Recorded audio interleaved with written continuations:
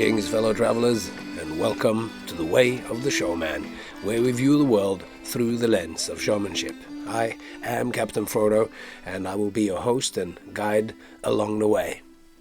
And here we are back into the conversation about making ideas concrete with Gilligan, and yet again we are sort of course it's the conversation is the same, so we're still talking from the point of view of a performer. No, well, always it's two performers talking, but a point of view of a student and teacher relationship. But the whole aim, which is only really sort of fully becoming clear as we go here now, is that Jay in the school is specifically working with jugglers, but it could be applied to magicians, or it could be applied to acrobats, or whatever it is that you do. And what he is asking what he is asking questions about is done to be able to foster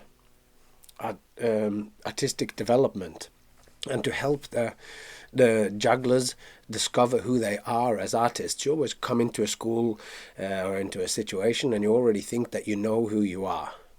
Because that's what you do. But in a good relationship, teacher-student relationship, or why you go to a school, is to expand. It's to develop yourself and to become more than what you were when you arrived. So through these seemingly simple exercises, you can expand. So let's jump back right into it here now. So I was just saying that in terms of making choices, then there's the game, the yes or no game. If you say yes, then you just lock in your decision. Yeah. You don't have any more indecision, so you stop wasting extra effort worrying about it then. And you can go back and change your mind later. It's okay to have a different opinion tomorrow. But for now, you just say, I like it, yes, then don't think about it anymore. It's locked in. But then if you say no, then you say, why don't I like it? And this is a game, again, that the same way that you would learn to do 5-ball back crosses by practicing and repeating, trying to do the trick. We also practice how to speak to ourselves. And the way that I say, generally, again, you take a juggler, they do something, and you say, why did you do that? Generally, they'll say either, I don't know, or at the best, as a first step, they'll say, oh, I thought it was cool. Yeah. And what I try to do is we try to drill down to words that are specific, because words like cool, or I thought it was nice, or it felt good, or it looked awesome, or even stuff like, well, it was really hard or tricky. That's a little bit better. Tricky is better than cool, but they're too general. So what I try to do is we try to practice using language by asking questions like, why did you do that? And then you can just keep asking. You can be like a toddler, and you can keep asking why. So then you say, why did you do that? Oh, I thought it was cool. Okay, why was it cool? Well, it felt good. Why did it feel good? Oh, it was just something I was thinking about. Well, what were you thinking about? And then eventually, if you keep pestering someone enough, they will actually say a word of value. So they'll be like, well, I was thinking about when I was walking to school. You were thinking about walking. I get a connection there between what you just did and walking. You were thinking about moving through space. You were moving forward. You were thinking about, from A to B. Now there's something to really work with that we can start to play with. Yeah. We can make walking is a concrete thing, is an action. It's something that that is concrete, as opposed to, I did this because it felt good, and then I did this other thing that is seemingly unrelated with another prop that also felt good. Exactly. And if you're doing these two things next to each other just based on how you felt when you did it, that's also a criteria, but it's not concrete. So what you do then is you take that word walking, for example, and you say, okay, so in one way you were inspired to do this little moment or throw or trick or catch because you were thinking about walking. And you had this little idea. Maybe it wasn't a deep idea and you didn't even connect it very concretely, but like we uncovered this through poking at you and saying why. And then what you can do is you say, great, new assignment. We have a new task. Make 10 tricks about walking.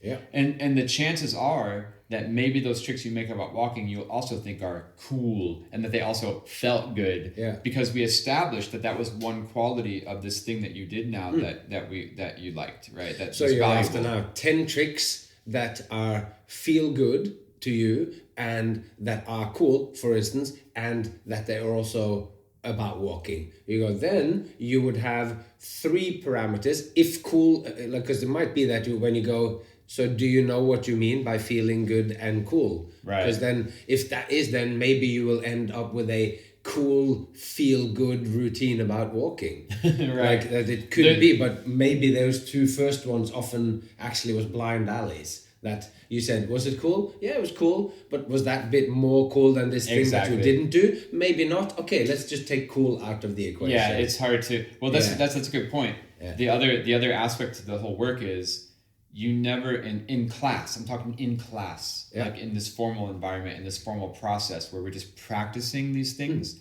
You never try to do something good. Learning about exploration almost. Don't try to do something good. Oh yeah, just do something. Yeah. It goes back to the indecision then, the indecision thing of inefficiency, of wasting energy worrying about things that in that moment you're not there to worry about things. But this is the same with all impro. When you're doing any impro class, when you're going to improvise, a big part of what you do is to say the first thing that you say. And not stopping and thinking again. Like, so you go, some thought comes into your head going, I'm a fireman. And you go, that's too obvious. Right. And if you didn't say that now, there's just somebody standing there and the scene is gone and they will beat the drum and tell you to leave. Exactly. Next person on. And you just got to go with the first thing and you say it. And then the other one goes, oh, that's a bit obvious. Yeah, I thought that. But then and now there's a dialogue happening or whatever. So maybe in all kind of improv, if you're part of that flow is to go, just make the decision. And then you're chatting about it later and you can always improve on it. Absolutely. Like when you write a book. And you can feel differently about it the next day, no problem. You can change your mind, that's totally allowed. And you're also going to improve on it, that's what I meant with it's like writing a book. It's like the first draft is famously always terrible. And you think you've written all of it down, but then you're going to look at that and now you go, what is it that I'm saying in this chapter? You go, this whole chapter doesn't matter, and it narrows it down, and then you can improve on it if you're going to continue to work. But also, I get the experience that I get the feeling that you also through these exercises going, this exercise that we do now about time and space and juggling, and it turns out now it's about walking, so movement through space in a certain period of time in a pace of walking. That's what, so you're narrowing it down. But ultimately these things don't matter. We're going to take these exercises and then we're going to throw it away, and this is not going to be part of, because you actually do 4 Diabolos in your act. And that's what it's about. But next time when you're going to make another act, you're learning about the act of making choices and taking decisions. It's the first year. We're establishing a process. We're establishing a protocol. But more importantly, you're also learning about yourself. You're learning about what you like and don't like. Yeah. And it's not just to analyze your own thoughts and your own work in that moment. That's why, let's say we have a class with 5 students and they all do different types of juggling. It's just as valuable. Let's say you do Diablo and I do ball bouncing. It's just as valuable for you to examine your choices with the Diablo as it is to hear about my choices with the ball bouncing. Yeah. Because it's all about looking at the world and having this critical eye towards things and to refine your own sense of judgment. So it's not just looking at your own work, but now once you've had this kind of experience of saying, wait, why did I make that choice? You can, because I do this all the time with the students. I say, hey, so have you seen a juggling show, or have you seen a circus show, or have you seen a theater show or a music concert that you like? And everybody, oh yeah, I've seen one. Cool, so which one is it? And they name the thing they saw. Oh, why did you like it? And it's the same process again. Oh, it was cool. It was fun. Yeah, it awesome. made me feel good to watch it. Awesome. Yeah. And then let's drill that down to actual concrete words. And for me, that's a system I use in my life personally. What was the coolest moment of the show? Well, I go around the whole world looking at anything in terms of my artistic life, and I try to say concrete words. Frodo, I liked your show because of, and I try to say something really specific that's identifiable, because once you identify what you start to think is cool and feels good, then you can do more of that thing. Yeah, it's not a shot in the dark anymore. That you say it, that I also do that. It's like you go, and sometimes you also know, I find it really difficult to make an opinion about something, like writing a review about something. I can't do it. I find it very intimidating or so, because the work is so rich, but the only way to attack it is to go, what spoke to me? And sometimes while I then go, oh, I like the fact that that everyone was over here and that person was alone. That made me, all of a sudden it spoke to me, the acrobat here and there they were running, whatever. And then from there I can sometimes begin to kind of pull out the thread of what it was, and the conversation emerges from that. So you sort of penetrate the work a little bit by finding one thing that was good, and then you can say that, and then sometimes you get closer to the essence of it by just picking at it like that.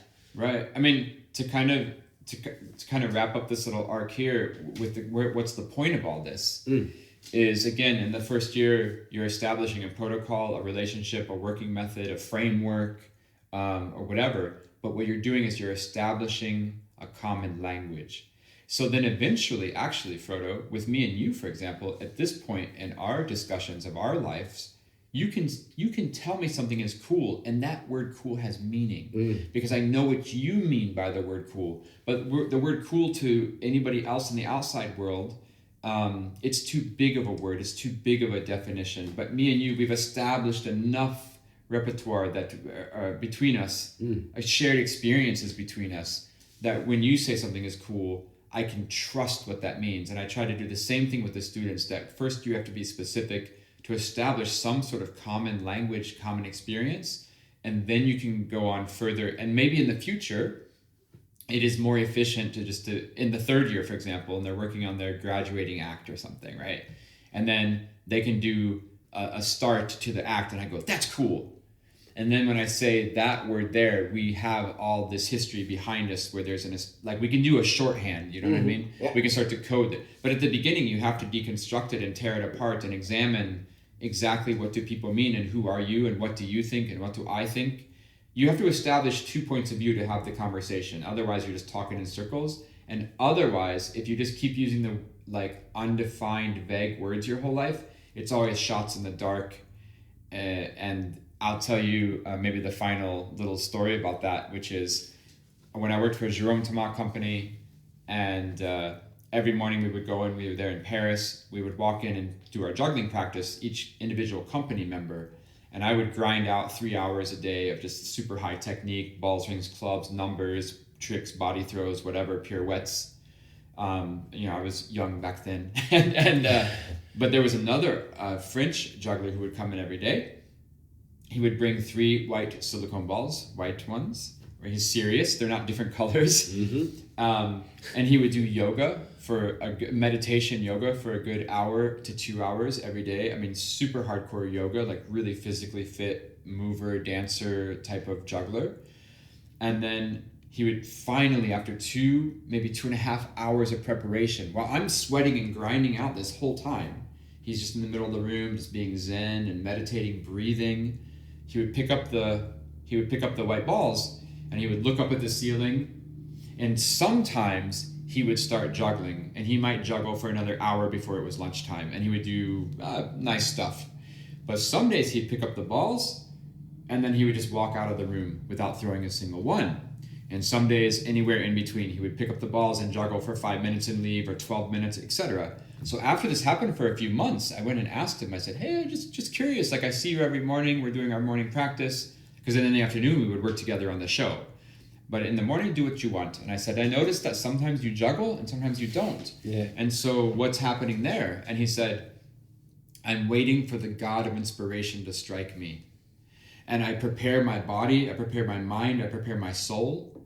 And sometimes when I pick the balls up, the God blesses me with the inspiration to juggle, and then I can juggle. But some mornings, he doesn't do that to me. So then I just have to leave and wait till the next day in case it happens again. And I thought in that moment, I was around 18 years old or 20 years old or something. I'm really glad I had that experience when I was that young, because I had a thought, not about the moment of how tragic it is every day that you prepare for 2 hours and you breathe and you're mentally ready, but then the God doesn't strike you with lightning. I thought that was really, honestly sad and a little bit tragic, of like, oh, well, it sucks. You went through all that work and it didn't pay off. But I had a vision of myself. This is when I was, when I met this person, 19 years old, whatever. I had a vision of myself 50 years in the future. And every single day, the God of inspiration had struck me with lightning for 50 years, every day.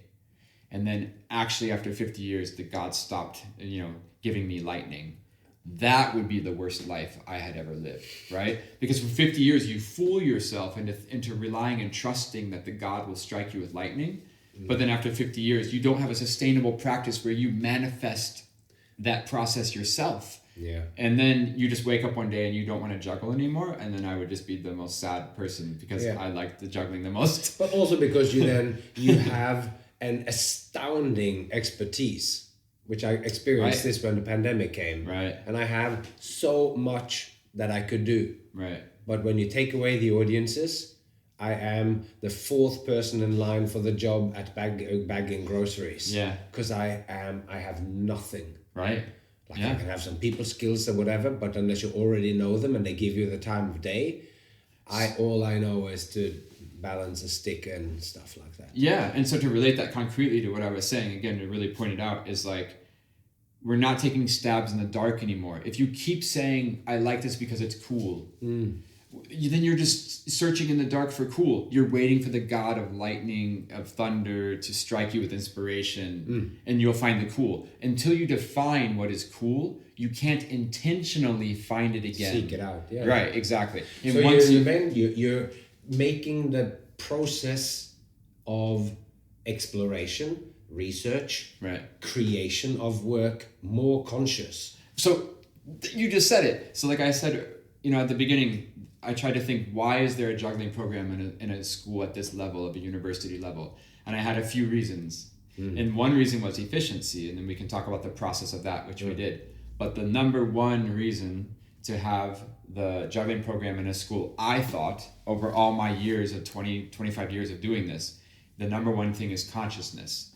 Meaning, I don't think it's the institution or the school's job to tell you what to do, but what they're there for is to give you, to open your eyes to the choices you're making. So if someone walks into the class and they have their left shoulder sticking up super high, and they're leaning over at the waist, and they're bent back, and they're struggling to do 5-ball juggling, it's not my place to say, hey, you got to lower your shoulder, you got to stand up straight, you got to center your center of gravity. That's not my point.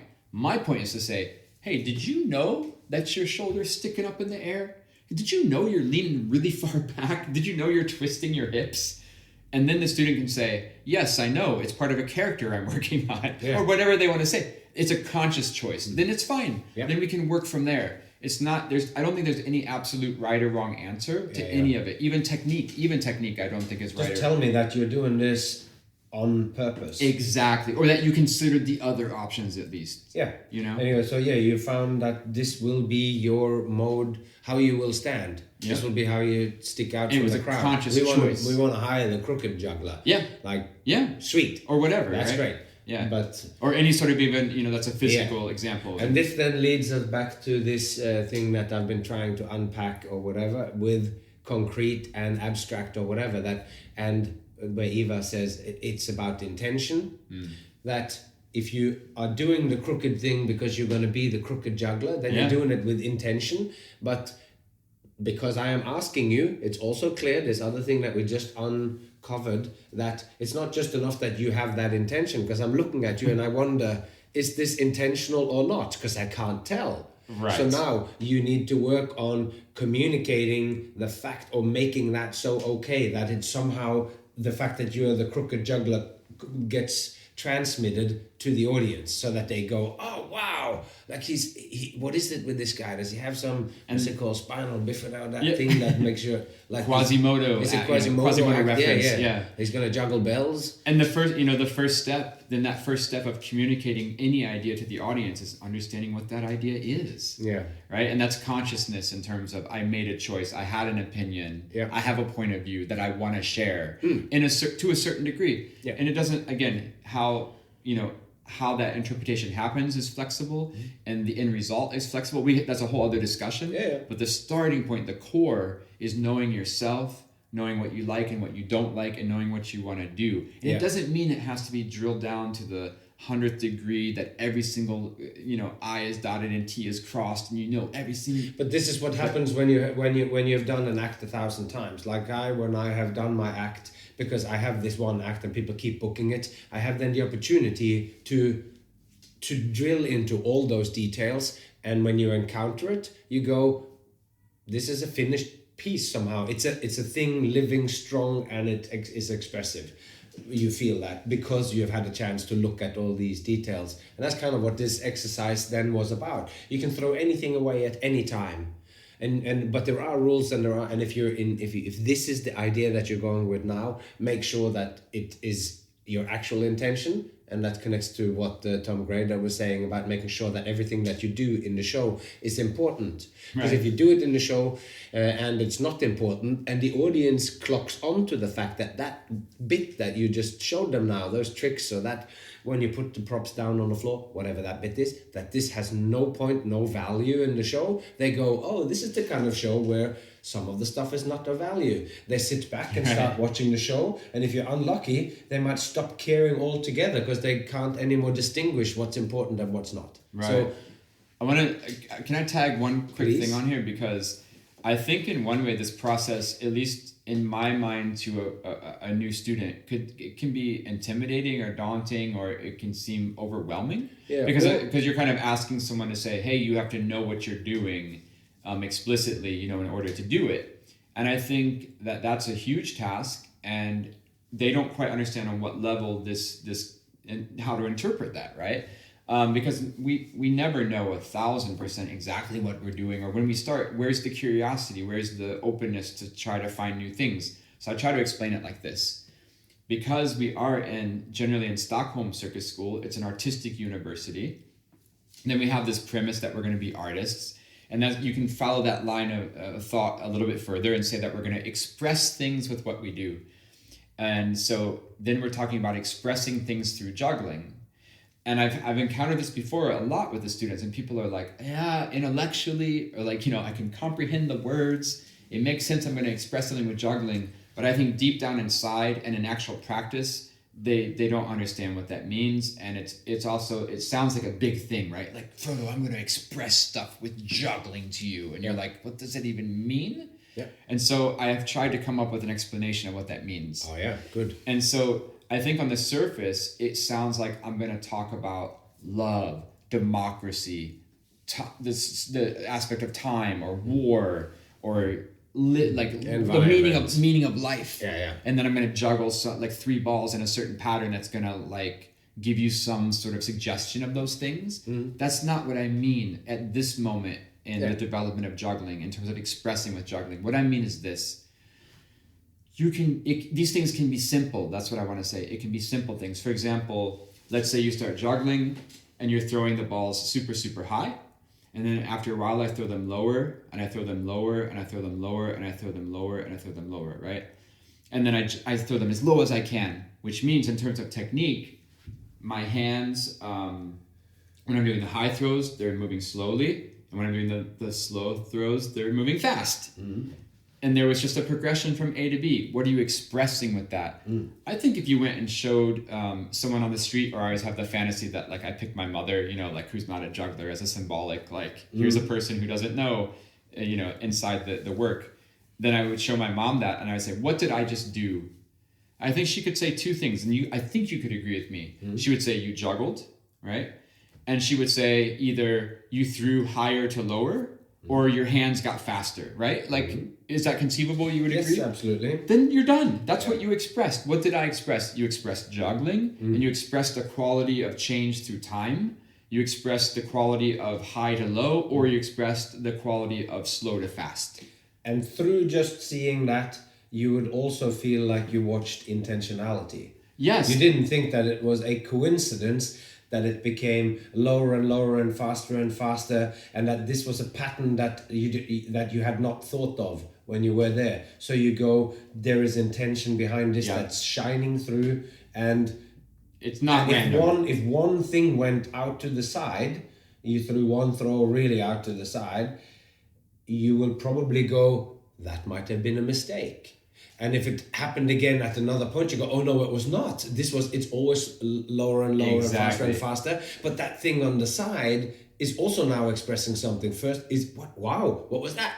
Well, exactly, because so once because once you've established what you're doing is not random, then you can play with the format. Yeah, I am going from higher to lower, but one went back higher again, and then it becomes a game. Right? Oh, it's actually it's not just that it's going down; it's trying to go down, but it keeps going up again. Yeah. And then, so there could be any narrative. Now it becomes abstract narrative. Yeah, and so it doesn't have to be rocket science. It doesn't have to be, oh, you want me to express something through my juggling, which is like, my feelings towards my... Yeah. It's not crime and punishment. It's as simple. It's as simple as you sped up while you juggled. Okay, so to take that to the conclusion, then to say that in another way, which is I think more universal to juggling expression of art and juggling and whatever. Yeah.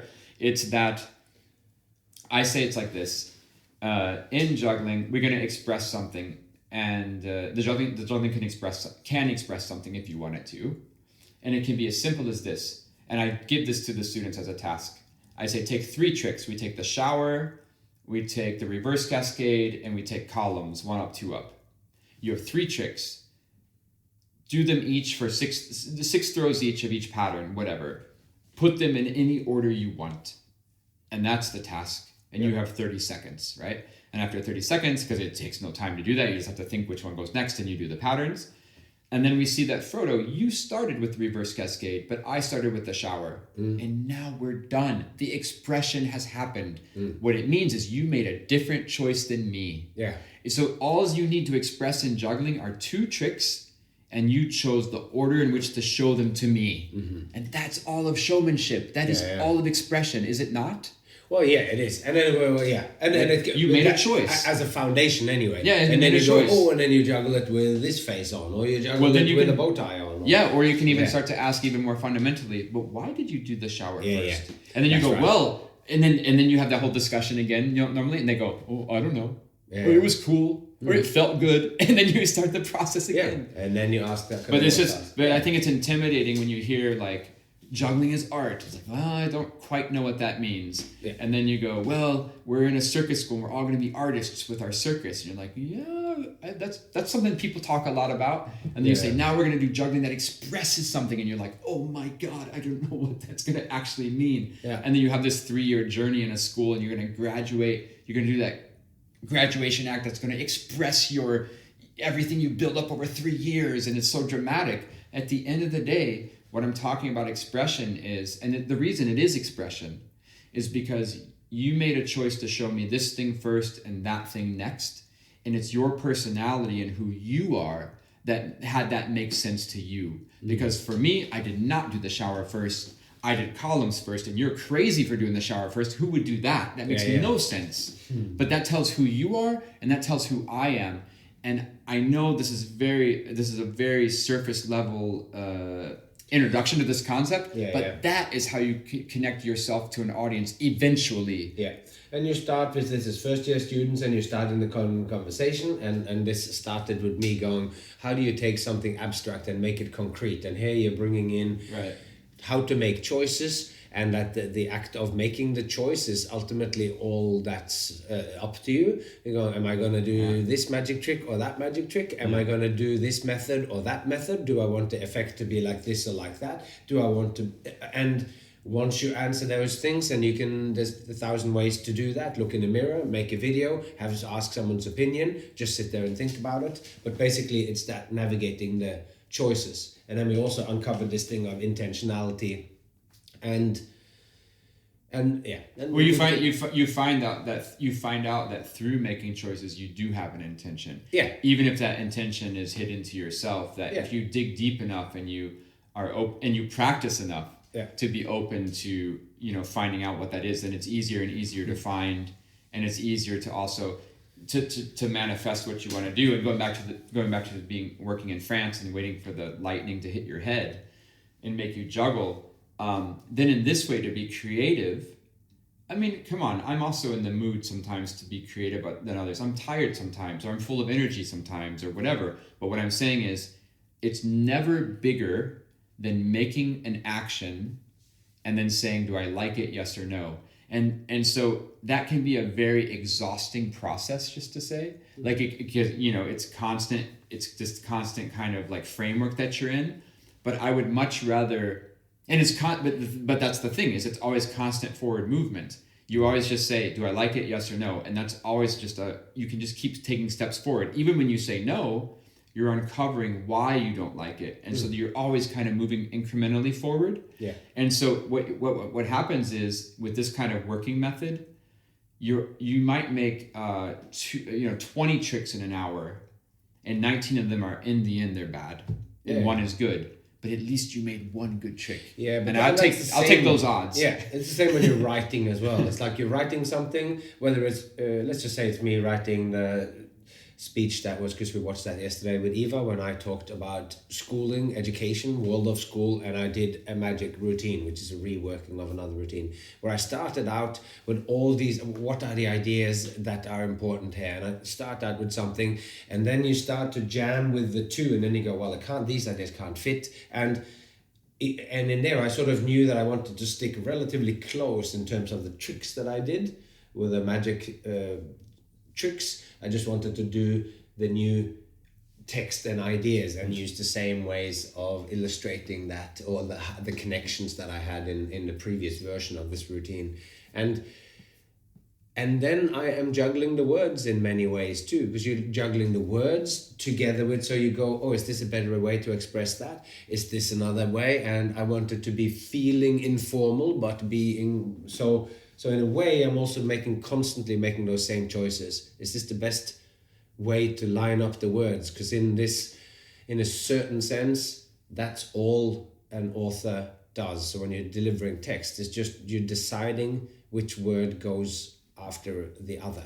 Yeah, and instead of it's in the small details of those forward movements that you can be creative. Instead of, again, the society has that romantic image of the tortured genius who just has the lightning bolt to the head and they write the symphony immediately. And so I think there is, for me, at least growing up, there was an intimidation of walking into the empty studio and saying, now I'm going to make some juggling, and that juggling has to be good, and it has to be amazing, and it has to be better than the other people, and it has to make me money, and it has to express myself.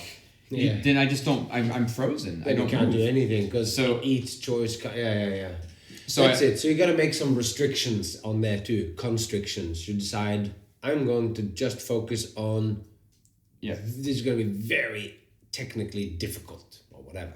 Yeah. I want it to be on the edge of what's possible for me.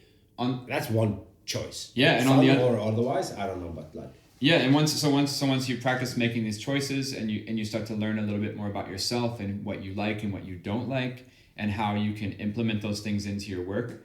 Then you can put you can put yourself inside any box. You can put yourself inside a technical box and say, now I'm going to push the technical and creative limit of what I'm trying to do with, like, physically with what I'm working with. Or you can put yourself in any other sort of box, such as, hey, let's make a show that makes a lot of money, right? Like, you can start to have other sorts of constructs or concepts that you put yourself inside. So the physical thing of what you're working with, but also the larger, like, hey, let's make a show that makes a commentary about the environment. Yeah. Let's make a show that blah, blah, blah, blah, blah. Like, anything works now because you're then you just go, okay, we're going to talk about the environment. I just did this sequence. Is it good? Yeah, is it good? Do I like it? And also, why do I like it? Yeah, or like, but now you're going, why? But it's like going, is this expressing my thought that I've now said down about the environment? Yes or no? Yes, no. And because also then you have a thought. Yeah. And that's that you can articulate. Because I'm sure we all have thoughts. To be real, right? Like, everybody has a thought. Everybody has an intention. It's being able to articulate it. That's the key. Articulate it, and in being able when you can articulate it to yourself, it's like this John Dewey says, it's like formulating a good, solid question is the problem half solved. Exactly, because I think most people, if you would say, for example, a first-year student or even myself or whatever, hey, what do you want to do ultimately with your juggling? And I think it's easy to say, well, I want to juggle good. I want, hey, I heard you're making a new show. Like, what do you want to do with the new show? Oh, I want it to be good. Again, good. It's so ambiguous. Just wishy-washy. It's not. It's just, it doesn't guide you anywhere. You need to have a structure in place by which you can make decisions against. And that's why we good struggle. Is the same as yes. okay, you're going to keep this then. Right. Which is good means, are you going to keep this or continue working on it? Yes. Are you going to throw it out? No. Good. But you could say that becomes your... We struggled so hard when we wrote Reflex together to really define what's the show about. Not because we had to give that answer to anybody but ourselves, so that we could start to edit decisions against what we had decided. Yeah, that's exactly right. What's the show Reflex about? Well, juggling. Okay, so that means I can juggle this. Well, it's juggling. I don't know. Yeah. Or it doesn't help you, but you have to say, okay, Reflex is about X, Y, and Z. Then any sort of thing you want to have a question about, you have a standard. That's exactly right. To compare it. That's right. In the clarity of us being able to say that, we want to say that juggling is art, and make that point in such a way that when you started to juggle the sticks, which is 3 objects, but they're tied together so you can't not drop them, etc. So we want to have all of those addressed, and that was one of those things. That part 1 of the show is to make it, when you juggle the sticks, they will go, how interesting.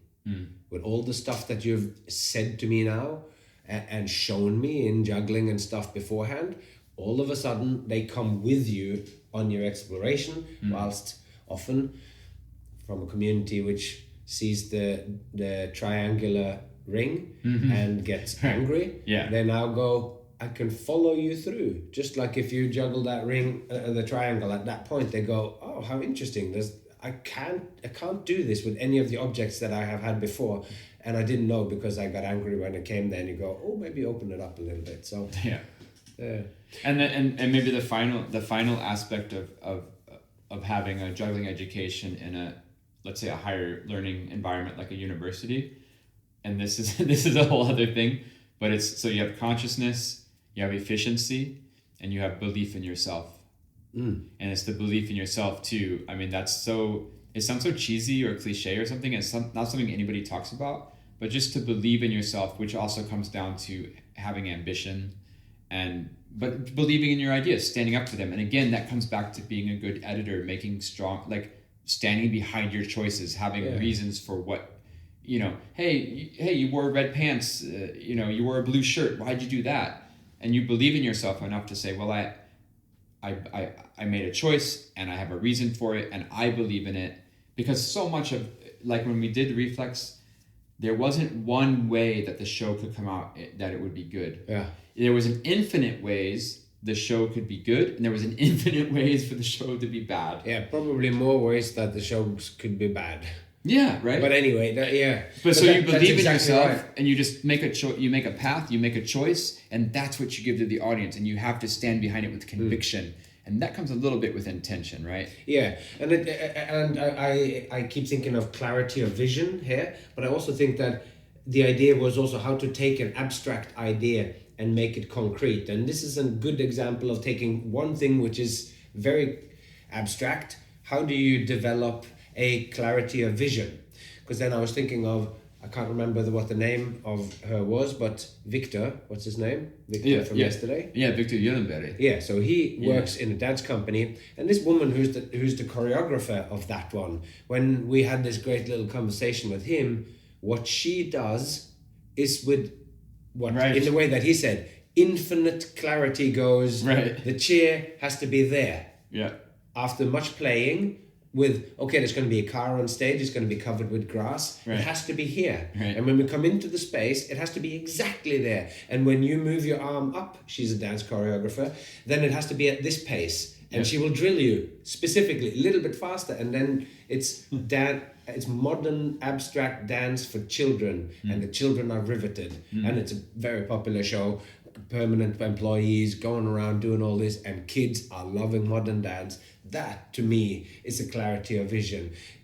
And he is not being the person who is teaching them about recycling. He is just being a dog for this moment, and then he's being this, and the children are laughing and getting involved. And that to me is like, that clarity of vision goes, they don't know why, but the preciseness of the thing works. And that was kind of that, like, she has somehow gained that practice of saying yes or no and expressing with clarity what it is that she has wants. A conviction and a belief in what she's doing, and she. Then you can do something which is so abstract, and abstractness, or just waffling on like you and me now does.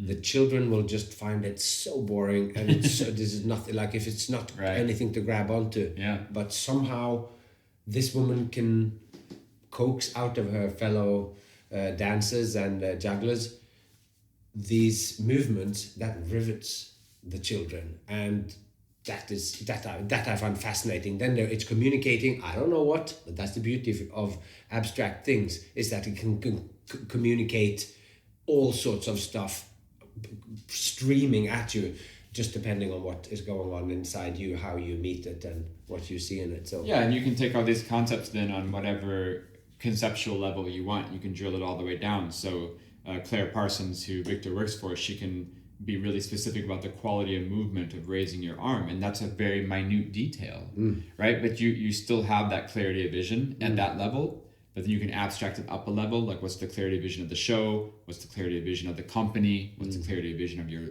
life, or etc. As an artist, you see what I mean? Totally. Your career. Whatever. Yeah, and it's also, yet again, there is depth, infinite depth and mystery in everything, if you pay attention enough and you care about it enough. So you and me lift our arms and it is a non-event. Yeah. But Claire can make Victor move his arm and the kids love it. So there you go. She's uncovering that. Well done. Cool. All right, and that to me, for that time being, and of course I've continued on exploring this concept of making sure that we are saying something and that we are capturing the people's attention when we say it. But this episode here brings to a close this exploration over the last 3 or 4 episodes of making abstract things concrete. And the last idea here of the shows of Claire Parsons and making something which is so abstract like modern dance. I'm